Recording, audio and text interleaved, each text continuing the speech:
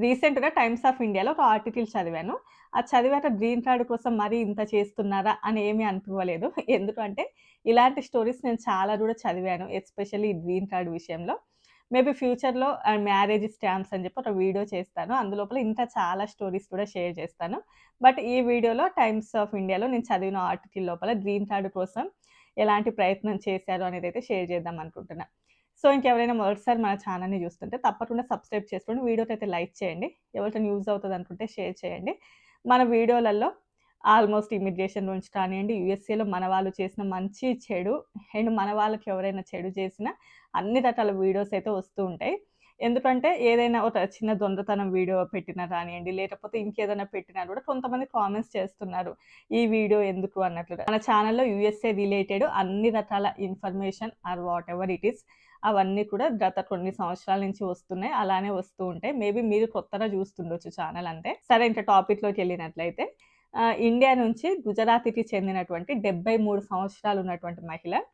ఆవిడ 2017 ఆ టైంలో వాళ్ళ పిల్లలతో పాటు యూఎస్ఏ వచ్చింది. అంటే వాళ్ళ యొక్క అబ్బాయి, కోడలు, తను. అండ్ ఆ తర్వాత కూడా తను యూఎస్ఏలో ఓవర్ స్టే చేస్తుంది. 2020లో ఒక బ్లాక్ ఆఫ్రికన్ అమెరికన్‌ని మ్యారేజ్ చేసుకొని గ్రీన్ కార్డ్ కోసం అయితే అప్లై చేసింది.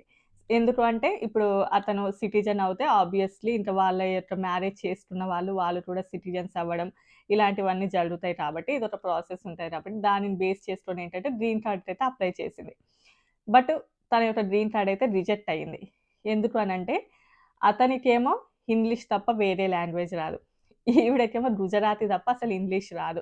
అసలు వీళ్ళిద్దరికీ ఎక్కడ కనెక్షన్ కుదిరుంటది? అసలు ఎలా అని జెప్పి వాళ్ళు ఆరా తీస్తే ఇది ఒక ఫేక్ మ్యారేజ్ సర్టిఫికేట్ లాగా.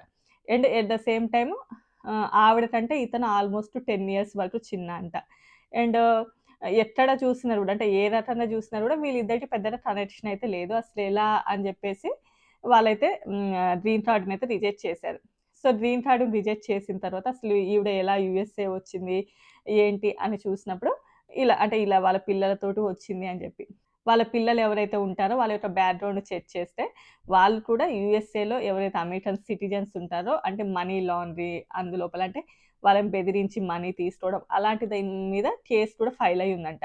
సో, వీటన్నిటి బేసిస్ మీద ఏంటి అంటే ఈవిడ ఓవర్ స్టే చేయడం అండ్ ఫేక్‌గా గ్రీన్ కార్డ్ సంపాదించాలని చూడడం యూఎస్ఏలో.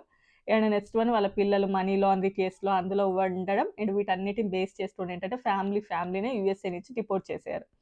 తర్వాత వాళ్ళు ఇండియాకెళ్ళిన తర్వాత ఇప్పుడు ట్రంప్ వచ్చాడు కదా! ట్రంప్ వచ్చిన తర్వాత రోజులు బాలేవు. అసలు యూఎస్ఏలో బ్రతకడం చాలా కష్టంగా ఉంది.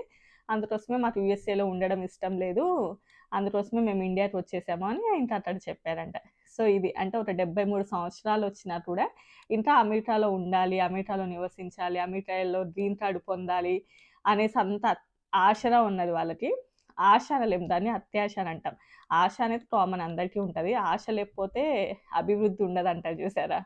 సో, ఆశ అనేది ప్రతి ఒక్కరి లోపల ఉండాలి. ఉంటే డెవలప్‌మెంట్ ఉంటది మన లోపల. లేదు అనుకోండి ఎలాంటి డెవలప్‌మెంట్ ఉండదు. ఎలాంటి ఆశ లేని వాళ్ళకి ఎలాంటి డెవలప్‌మెంట్ ఉండదు. ఈవిడేమన్నా అలా గ్రీన్ కార్డ్, సిటిజన్ అయ్యి వాళ్ళ పిల్లలు ఎవరైతే ఉన్నారో వాళ్ళని సిటిజన్స్‌ని చేద్దామని ఇలా ఏమైనా ప్లాన్ ఏసిందో వాట్ ఎవర్ ఇట్ ఈస్ మొత్తానికైతే దొరికిపోయి ఇండియాకైతే డిపోర్ట్ అయ్యారు. చాలా వరకు యూఎస్ఏలో North Indians especially Gujaratis or whatever it is ఏదైనా ఒక మిస్టేక్ గురించి బయటకొచ్చింది అంటే ఎక్కువ శాతం వీళ్ళే కనిపిస్తూ ఉంటారు. అంటే 100లో అంటే మనం ప్రాబబిలిటీస్‌ని తీసుకోవాలి గదా! మంచి లోపల చెడు ఉంటది. చెడు లోపల మంచి ఉంటదంటారు గదా! యూఎస్ఏలో అందరూ మిస్టేక్స్ చేసినా గూడా ఎక్కువ శాతం ఎందుకో నార్త్ ఇండియన్స్‌వే ఎక్కువ మిస్టేక్స్ కనిపిస్తుంటే వాళ్ళే చేస్తుంటారు. వాళ్ళకి కొంచెం అత్యాశ అన్నట్టు. ఏ బేసిస్ మీద చెప్తున్నావు అని అనుకుంటే నేను చాలా మందిని అంటే ఇండియాలో ఉన్నప్పుడు నార్త్ ఇండియన్స్ తోటి ఏం పరిచయం లేదు అక్కడ గాని. యూఎస్ఏకొచ్చాక ఎక్కువగా మింగిల్ అయింది. ఎక్కువగా ఉన్నది వాళ్ళతోటి కాబట్టి కొంచెం డిఫరెంట్‌గా అనిపిస్తది. కంపారిటివ్‌లీ మన సౌత్ ఇండియన్స్‌తో పోలిస్తే. సౌత్ ఇండియన్స్ మనం ఇంకొక టైప్ ఆఫ్ డిఫరెంట్ అది వేరేలెండి గానీ చాలా వరకు ఫ్రీ సర్వీస్‌కి అలవాటు పడతారు. అన్నీ ఫ్రీగా రావాలి అనుకుంటారు. స్టోర్స్‌కి వెళ్ళిన తర్వాత ఎక్కువగా తెచ్చుకొని యుటిలైజ్ చేసి రిటర్న్ ఇవ్వాలి అనుకుంటారు. అంటే ఇందులో మన వాళ్ళు కూడా ఉన్నారులెండి కాదు అనను. కొంచెం ఎక్కువ మొత్తంలో వాళ్ళు కనిపిస్తూ ఉంటారు. అంటే నేను చూసిన వాళ్ళ గురించి చెప్తున్నాను. ఆహ్, అండ్ ఎంత మంచి పొజిషన్‌లో ఉన్నా కూడా యూఎస్ఏలో చారిటీలలో అక్కడ ఇక్కడ ఏదైనా ఫ్రీగా వచ్చేటివి ఉంటాయి కదా! వాటి కోసం అత్యాశ పడుతూ ఉంటారు.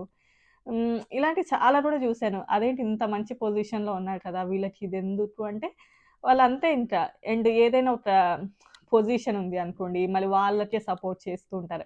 అంటే వేరే నార్త్ ఇండియన్స్ ఎవరైనా ఉంటే వాళ్ళకే సపోర్ట్ చేస్తారు. ఫస్ట్ వాళ్ళకే ప్రిఫరెన్స్ ఇస్తారు. మన వాళ్ళెలా ఉంటారు అంటే, మనది తప్ప వేరే వాళ్ళకి ప్రిఫరెన్స్ ఇస్తారు మన వాళ్ళు. వాళ్ళేమో ఫస్ట్ వాళ్ళలోనే ప్రిఫరెన్స్ ఇస్తారు. ఓకే. సరేలేండి ఇలా చెప్పుకుంటూ పోతే చాలానే ఉంది. మళ్ళీ ఏం చెప్పావు అని కామెంట్స్ చేస్తారు. అదో బాధ. నా వీడియోస్ నచ్చితే లైక్ చేసి, షేర్ చేసి, సబ్స్క్రైబ్ చేసుకోండి. By by.